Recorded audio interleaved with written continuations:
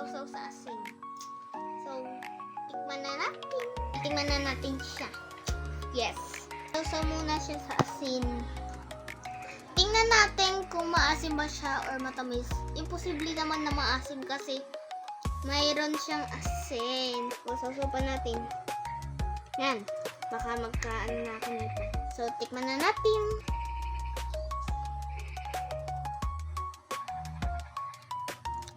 So, ang lasa niya pala ay konting asim lang. Parang wala akong nalasahan na maasim or everything what.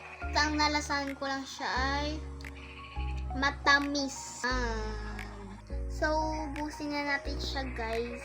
Itong daranghita. Tignan natin siya sa asin.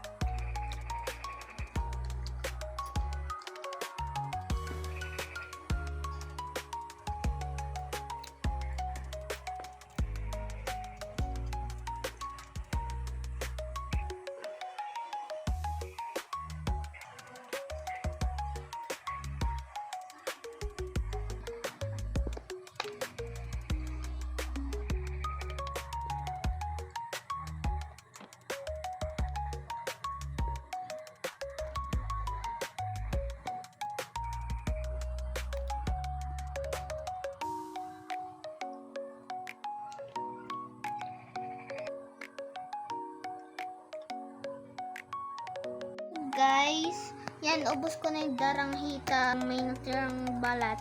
Kasi hindi ako kumakain ng balat. Yun, magpapaalam na ako. Bye-bye!